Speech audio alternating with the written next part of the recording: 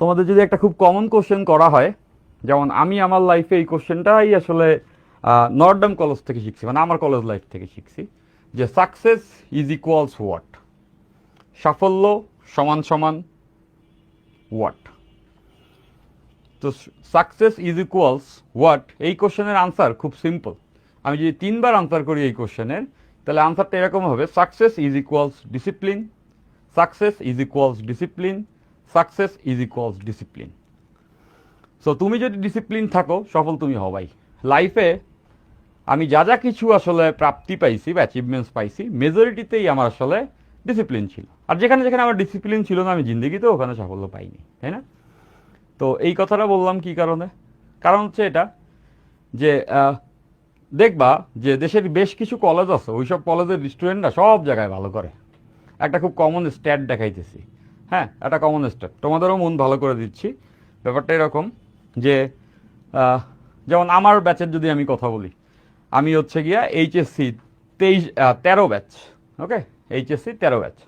So আমাদের সময় বুয়েটে মোট সিট ছিল 995টা, আর্কিটেকচার বাদে 995টা সিট ছিল। তোমাদের একটা স্ট্যাট দেখে যে আমি যে ব্যাচের স্টুডেন্ট ছিলাম, ওই ব্যাচে বুয়েটে আর্কিটেকচার বাদে সিট ছিল 995টা।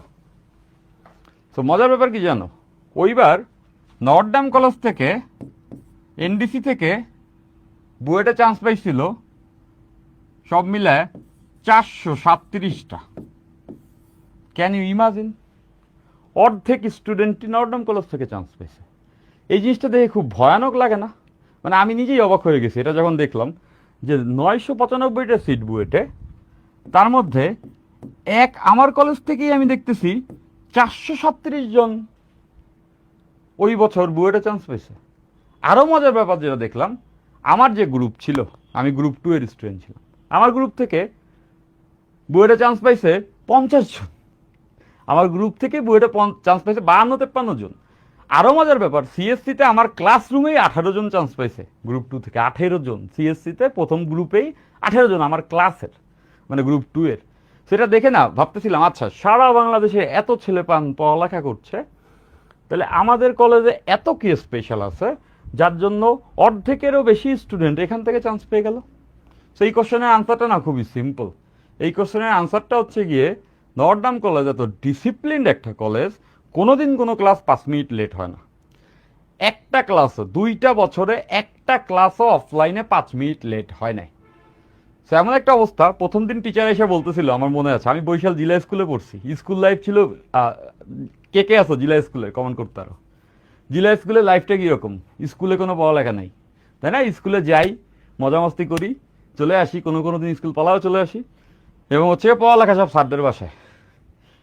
সরকারি স্কুল মানেই তো এরকম, তাই না? জিলা স্কুল তো এরকমই, স্টুডেন্ট সবাই ভালো, বাট ক্লাস ক্লাস কিছু হয় না। স্যাররাও আছে, বেশ মজা, আইসা অনেক জ্ঞানের গল্প টল্প দেয়, পরে ক্লাস ক্লাস নেয় না আর কি।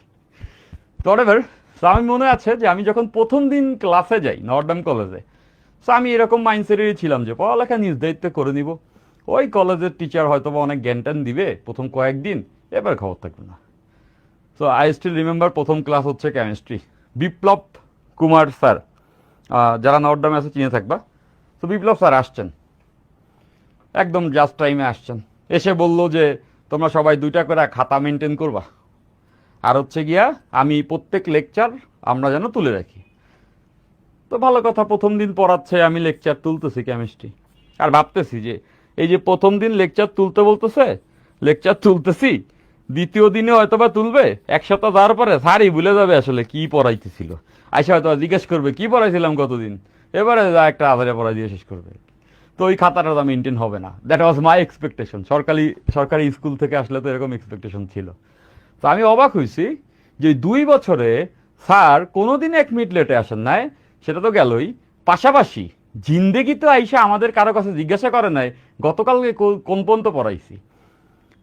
লাস্ট ক্লাসে যেখানে সে ফুল স্টপ দিছে, পরের ক্লাসে আইসা দাঁড়াই তার পরের লাইন থেকে পড়ানো শুরু। 1 দিন 2 দিন 3 দিন 1 মাস 4 মাস 5 মাস 6 মাস, ফার্স্ট ইয়ার সেকেন্ড ইয়ার, সে কখনোই ওই লেকচার মিস করে নাই, এবং সে জানে যে কোন জায়গায় ফুল স্টপ দিছিলাম, তার পরের লাইন থেকে শুরু। তখন আমি আসলে অ্যামেজড হয়েছি, তখন আমি এটা বুঝতে পারছি যে এখানে খুবই ডিসিপ্লিনড হতে পড়ালেখা করা হয়। এবং এই যে রুলসটা, আমি নিজের জিন্দগিতে এত বেশি ডিসিপ্লিন গাই ছিলাম না, এটা ট্রু, বাট এনডিসিটা এসে আমি নিজেকে নিজে চিনতে পারতেছিলাম না। মনে হচ্ছিল যে আমি সেই মানুষ যে কিনা এত রেগুলারলি, এত নিয়ম মেনে এভরিডে পড়ালেখা করতেছি। এবং এই যে জিনিসটা, এই অভ্যাসটা প্রত্যেকজন নর্ডম্যানের ভিতরে তৈরি করে দেয়, এবং এই ডিসিপ্লিন থাকলে সে সফল হবেই। এখন আমরা তো সবাই নর্ডমে পড়ি না, তাই না? আমরা কি সবাই নর্ডমে পড়ি? তাই বলে কি আমরা ভালো রেজাল্ট করবো না? অবশ্যই করব। তবে সেই ক্ষেত্রে মনে রাখতে হবে, ডিসিপ্লিন যদি তুমি না হও, রেগুলার যদি তুমি না হও ভাই, তাহলে কিন্তু তুমি আসলে ভালো করতে পারবে না। ওই যে একটা গল্প আমি প্রথম দিন বলছিলাম, যে গল্পটা খুব ইম্পর্ট্যান্ট। দেখো, জীবনে সব কিছু বারবার আসে না। কখনো কখনো দুঃস্বপ্ন দেখেছো না? দুঃস্বপ্ন দেখেছো না এরকম যে 10তলা বিল্ডিংয়ের ছাদ থেকে পড়ে যাচ্ছ, পড়তে পড়তে হঠাৎ করে একটা সময় তোমার মনে হইল যে আমি এখন মরে যাব, ঠিক তখন ঘুমটা ভেঙে যায়। আচ্ছা, এখানে একটা মজার পয়েন্ট আছে, তোমরা কি বলতে পারবা যে স্বপ্নে যখনই তুমি মরে যাওয়ার মতো একটা সিচুয়েশন হয়, তখন তোমার ঘুমটা কেন ভেঙে যায়? কে বলতে পারবা? কখনো এই স্বপ্ন আমরা সবাই দেখছি লাইফে, যে কোনো একটা দুর্ঘটনা হয়েছে, তুমি কোনো একটা বাসের তলে পড়ে গেছো, তুমি একটা বিল্ডিংয়ের উপর থেকে পড়তেছো এবং তুমি এখন মারা যাবা। ওই মুহূর্তে তোমার ঘুম ভেঙে যায়, আর মনে হয় ভাগ্যিস এটা দুঃস্বপ্ন ছিল। তো এটাও বলে রাখি যে কেন ওই মুহূর্তে আমাদের ঘুম ভেঙে যায়, জানো? কারণ দেখো, স্বপ্ন আমাদের ব্রেন দেখে। সো ব্রেন আসলে সেই সব কিছুই আমাদেরকে দেখায় যা কিছু সে এক্সপেরিয়েন্স করছে। তো তুমি যখন জীবিত, তুমি কি জানো মরার স্বাদ কীরকম? জানো না, তাই না? তো ওই মুহূর্তে মাথা ক্লুলেস হয়ে যায়, ব্রেন ক্লুলেস হয়ে যায়, ভাবে যে আচ্ছা ছাদ থেকে পড়তেছি, এখন তো মরার সময় আসছে, নিচে যখন পড়ছি তো ওইটার তো এক্সপেরিয়েন্স তার নাই। দ্যাটস ওয়াই সে তখন কনফিউজ হয়ে যায়, এই জন্য তখন ব্রেন আর কিছু ভাবতে পারে না, আমাদের ঘুম ভেঙে যায়। যাই হোক, এবার my point was on that, all I am trying to say, যে যখন তোমার ঘুমটা ভাঙে তখন তোমার মনে হয় না ভাগ্যিস এটা একটা দুঃস্বপ্ন ছিল?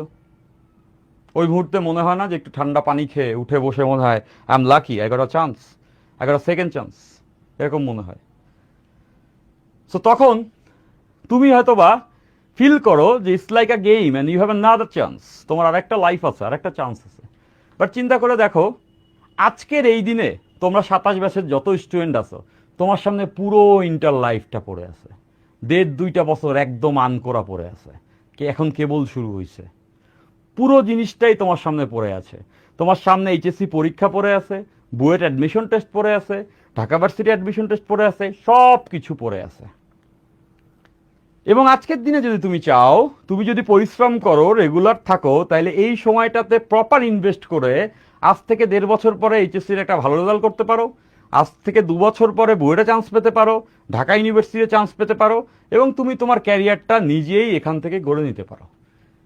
জাস্ট চিন্তা করে দেখো, এই 1.5-2 বছর চলে গেল এবং এইচএসসি পরীক্ষা শেষ হয়ে গেল, বুয়েটের পরীক্ষা শেষ হয়ে গেল, ডিউর পরীক্ষা শেষ হয়ে গেল, তুমি কোথাও চান্স পাইলে না। তখন তোমার মন খুব খারাপ হইল, তোমার বন্ধুদের সাফল্য দেখে তোমার মন খুব খারাপ হইল। যে স্টুডেন্টের থেকে তুমি শতগুণে ভালো ছিলা, সে হয়তো বা বুয়েটে বা ডিউতে চান্স পেয়ে গেল, বাট তুমি চান্স পাইলা না। তখন তুমি শত কান্না করলেও you wouldn't get the second chance, তুমি সেকেন্ড চান্স পাবা না। তখন তুমি হাজার কান্না করবা, তখন তুমি এটা বলবো আল্লাহর কাছে, আমাকে যদি 6 মান্থ পেছনে কেউ নিয়ে যায়, আমি আমার জীবন দিয়ে পরিশ্রম করে হলেও সাফল্য আনবো। বাট এই সুযোগ তুমি পাবা না। জাস্ট চিন্তা করে দেখো, আজকের দিনে তোমার কাছে এই সুযোগটা আছে। তো এই সুযোগটাকে প্রপারলি ইউটিলাইজ করো, রেগুলার হও, রেগুলার হও। আমি ইনশাল্লাহ তোমাদের জন্য সর্বোচ্চ চেষ্টা করব, রেগুলার ক্লাসে আসবো, কোনো টেকনিক্যাল ডিফিকাল্টিস না থাকলে রেগুলার ক্লাসে আসবো, সর্বোচ্চ এফোর্টটা তোমাদেরকে দিব, বা তোমরা রেগুলার হও। পড়ালেখা করতে ভাই কারো ভালো লাগে না, তোমাদেরও লাগে না, আমারও লাগতো না। তো পড়ালেখা করতে কারোই ভালো লাগে না, তাই না? পড়ালেখা করতে অনেক প্যারা লাগে। বাট পড়ালেখা তখনই একটু ইজি লাগে যখন আমরা সবাই মিলে করি, তখন মনে হয় শুধু কষ্ট আমার না, কষ্ট সবার আছে, তাই না? ইন্টারমিডিয়েট লাইফে আমি এভরিডে এই চিন্তাটাই করতাম। প্রত্যেক দিন সন্ধ্যাবেলা আমার মনে হইতো কলেজ থেকে আসার পথে যে আমার জীবনে এত প্যারা, চারপাশে মানুষজন এত আনন্দ, তাই না? বাট যখনই কলেজে যাইতাম তখন দেখতাম শুধু আমি না, শত শত স্টুডেন্টের এই প্যারা আছে। তো তোমরা রেগুলার ক্লাসে থাকবা, সেক্ষেত্রে আমরা ভালো করতে পারবো। তো আমি যেটা বলতেছি যে নর্ডামের এই সাফল্য ছিল, তাতে কি যায় আসে? ওকে, নর্ডামের যে সাফল্য ইচ্ছে সেই সাফল্য ছিল, আমরা তার থেকে বেটার ফিজিক্স পড়বো, আমরা তার থেকে 2-3 টাইমস বেটার ফিজিক্স পড়বো। বাট একটা জিনিস আমি তোমাদের কাছে চাইবো, এভরিডে ক্লাসে থাকতে হবে। এভরিডে ক্লাসে থাকবে না, তাতে আসলে আমি শত চেষ্টা করলেও, শত ভালো ফিজিক্স পড়ালেও তোমার কাজে আসবে না। তো তোমরা ক্লাসে থাকবা, ওকে? ফাইন